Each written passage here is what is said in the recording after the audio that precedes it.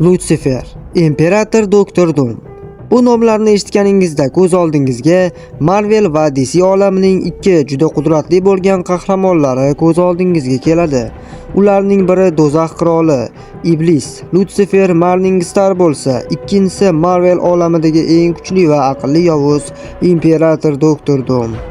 Aynan bugungi videomizda komikslardagi bu ikki qudratli personajlarni bir-birlari bilan solishtiramiz va video oxirida g'olibni aniqlab olamiz.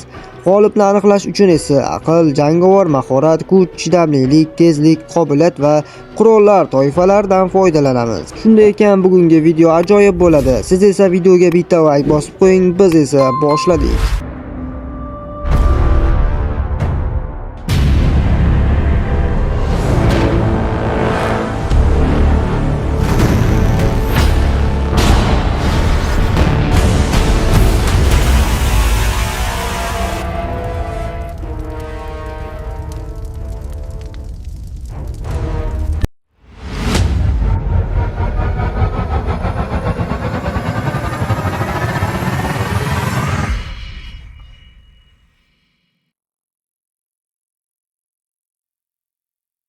Keling, dastlab qahramonlarimiz haqida ozgina bilib olsak. Lutsifer, yaratuvchi, Presensening o'g'li Lutsifer Morningstar, DC olamidagi milliardlab yoshga teng eng yoshi katta tajribali qahramon hisoblanadi. Lutsifer qachonlardir jannatda isyon ko'taradi va Xaoplazma deb nomlanuvchi do'zaxga haydaladi.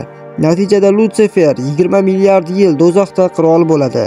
Keyinchalik Lutsifer Azazelga do'zaxni topshirib, o'zi yerga yo'l oladi va yer sayyorasida yashab odamlarni yaqindan o'rganishga qaror qiladi. Lutsifer DC olamida katta qudratga ega bo'lsa-da, unga qarshi bu olamda ham cheksizlik orzusi va Michael kabi qudratli farishtalar bor edi. Shunday bo'lsa-da, Lutsifer DC olamidagi eng kuchli qahramonlardan biri hisoblanadi. Imperator Doktor Doom. Viktor Van Doom, ya'ni Doktor Doom nomi bilan mashhur Yevropa mamlakati Latviya hukmdori va yerdagi eng xavfli nazoratchilardan biri hisoblanadi. Beyonderlarning kuchini o'g'irlagandan so'ng Doom endi o'zini olamlar imperatori Doom deb ataydi. Doktor Doom jang dunyosining 8 yillik mavjudligi davomida Beyonderlardan o'g'irlagan kuchlar bilan qudratli bo'ladi. U vayron qilingan voqelik qoldiqlardan tashkil topgan butun sayyorani faqat fikrlash orqali birlashtira oladi. Voqelikni o'zi xohlagancha o'zgartira oldi va makon va vaqtni boshqara oldi. Teleport qila oldi. O'liklarni tiriltirdi. Jinlar qo'shinini yaratdi. Xalqlar va to'rlar armiyasini tuza oldi va multiolam qoldiqlardan o'zi istagancha foydalana oldi. Hattoki siz bilgan Strange'ni o'zining bosh maslahatchisi qilib olgan bo'lsa, Torni Tor korpusi tuzib politsiyachi qilib qo'ydi. Tasavvur qilib ko'ringga, Mjolnir ko'targan politsiyachi Tor jinoyatchilarni quvlab uchib yuribdi. Ammo oxirida Doktor Doom malikular odam va janob fantastik sabab mag'lub bo'ladi. Mana qahramonlarimiz haqida qisqa bo'lsa-da bilib oldik. Endi ularning yuqorida aytgan toifalari bo'yicha kuch va qobiliyatlarini ko'rib chiqamiz. Aql. Yaratuvchi, Presensening o'g'li Lutsifer, uning bilimlari butun bir DC olamini o'z ichiga oladi. Lutsifer koinotdagi istagan har qanday bilimni soniyalar ichida o'zlashtira olishi mumkin. Lutsifer iblis ekanligini hisobga olsak, uni DC olamidagi eng ayyor, hiylakor, aqlli personaj desak ham bo'ladi. Imperator Doktor Doom. Viktor Van Doom shubha yo'qki, Marvel olamidagi eng aqlli yovuz hisoblanadi. Doktor Doom Tony Stark va Reed Richards darajasidagi intellekt sohibi bo'lib, o'zining oliy aqli yordamida sehr va texnikani birlashtiradi va aql bovar qilmaydigan qurollar, ko'p qirrali texnikalarni yaratadi. Ammo Doktor Doom qanchalik aqlli bo'lmasin, u oddiy odam va hech qachon Lutsifer darajasiga yeta olmaydi. Chunki Doktor Doom o'zining bu prime holatida ham Marvel multi olamini to'liq bilmaydi va undan kuchlarini olib qo'ysa bo'ladi. Shunday ekan aql bo'yicha Lutsifer ustun keladi. Jismoniy kuch. Bu ikkisi ham o'z olamlarida yuqori jismoniy kuchga ega qahramonlar hisoblanadi. Ammo Lutsiferga jismoniy kuchni umuman kerak yo'q, chunki uning kuchi DC olamida cheksiz darajada bo'lib, unga qarshi harakatni har qanday miqyosda pastga tushira oladi. Doom sehrlari va texnikalari orqali yaratgan kostyum orqali kuchli bo'lsa-da, Lutsiferga yaqin ham kela olmaydi. Demak, bu borada ham Lutsifer ustun keladi. Chidamlilik. Bu borada ortiqcha gapirib o'tirish shart emas. Dom o'zining bu holatida Halk va Thordan ancha chidamli, ammo uning bu chidamli ekanligi Lutsifer uchun hech narsa emas va Lutsifer bu borada katta ustunlikka ega bo'ladi. Tezlik. Dom shubhasiz yangi yaratgan olamida katta tezlikka ega, ammo unga boshqalar ham bu olamda tezlikda raqobat qila olishadi. Lutsiferga esa aksincha, uning tezligi DC olamida cheksiz, ya'ni Lutsifer DC olamining xohlagan joyida paydo bo'la oladi. Ko'rinib turibdiki, bu borada ham Lutsifer g'olib bo'ladi. Jangovar mahorat. Doktor Doom shubhasiz Marvel olamidagi eng yaxshi jang mahoratiga ega yovuz hisoblanadi. Shuning uchun Doom o'zidan kuchli bo'lgan qahramonlarni ham yenga olgan. Hattoki Thanos va Kanglar ham Doktor Doomga mag'lub bo'lishgan. Ammo bular Lutsifer uchun hech narsa emas. Doktor Doom qanchalik mahoratli bo'lsa, Lutsifer telepatiya orqali uning miyasida bor bo'lgan barcha bilimini o'qiy oladi. Shunday ekan, Doktor Doomga jang mahorati hech qanaqasiga Lutsiferga qarshi yordam bermaydi va bu toifada ham Lutsifer g'alaba qozonadi. Qurollar. Doktor Doom o'zining geniy aqli yordamida sehr va texnikani birlashtira olgan va mukammal qurollar yaratgan. Uning kostyumi va qurollari juda kuchli bo'lib, Doktor Doomda atom blasterlar, vibranium va uru birlashtirilgan zirh, dombotlar qo'shini, android qurilmalar va asli Galactusga tegishli bo'lgan, ammo Doom uxlatib kelgan yakuniy bekor qiluvchi deb ataladigan qurolga ega. Bu yordamida Doom istagan olamni bir zumda yo'q qilishi mumkin. Bu orqali Doom istagan raqibga katta muammo olib keladi.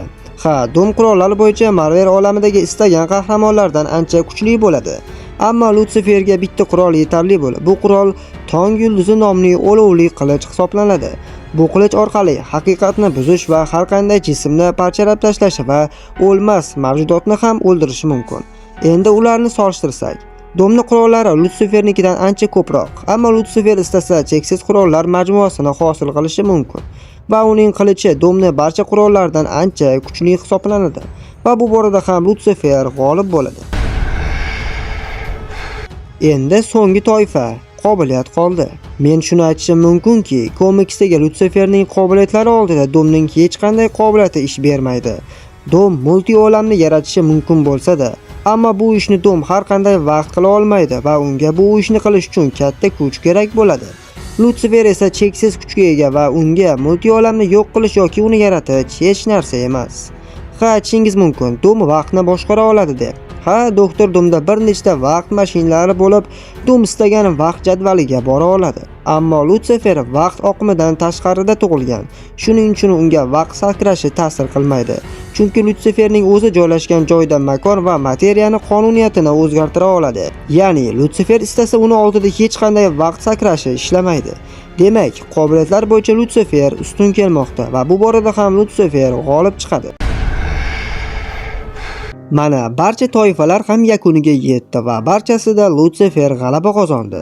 Keling, ular endi qandaydir ravishda to'qnash keldi ham deylik. Unda nima bo'ladi? Doktor Doom Lutsiferni ko'rib, uni yenga olishiga ishonishi mumkin.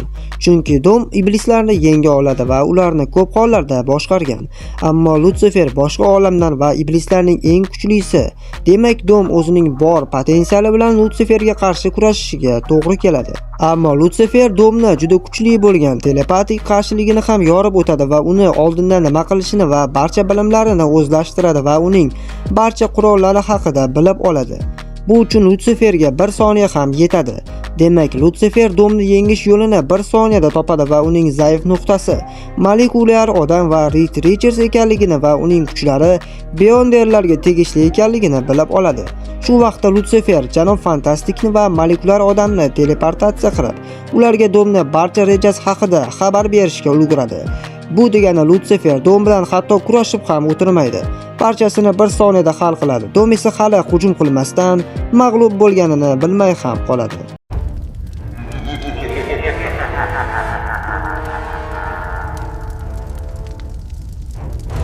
Mana bugungi videoda haqiqiy kuchli g'olib aniq bo'ldi. Bu DC olamining eng kuchli qahramonlaridan biri Lutsifer bo'ldi. Lekin men bugun juda ko'p maqtagan Lutsiferni ham yenga oladigan qahramonlar bor. Masalan, uning otasi Presense va ukasi Michael va uning qizi Lutsiferning jiyani Elena Belloq. Hattoki Eloyna Belok Lutsiferdan kuchli va bobosi bilan deyarli teng darajada. Ha, qanchalik kuchli qahramonlar chiqar ekan, ulardan ham kuchlilar topiladi. Mana va nihoyat bugungi videomiz ham o'z nihoyasiga yetdi va umid qilamizki, bugungi qahramonlarimiz haqida yetarlicha ma'lumotlarga ega bo'ldingiz. Agar siz ham shunday ajoyib battlelarni qilishimizni xohlasangiz, bizga Telegramdan murojaat qiling va soqqasini to'lab o'zingiz istagan battlelarga ega bo'ling. Mana bugungi videomiz ham shulardan iborat edi. Agar videomiz yoqqan bo'lsa, videoga bitta like bosib, kanalga obuna bo'lib qo'ying. Bu bilan siz kanal rivojiga katta hissa qo'shgan bo'lasiz. Agar o'z savollaringiz yoki fikrlaringiz bo'lsa, albatta izohlarda yozib qoldiring. Sizlar bilan Sardor bo'ldi. Keyingi videolarda ko'rishguncha izlar.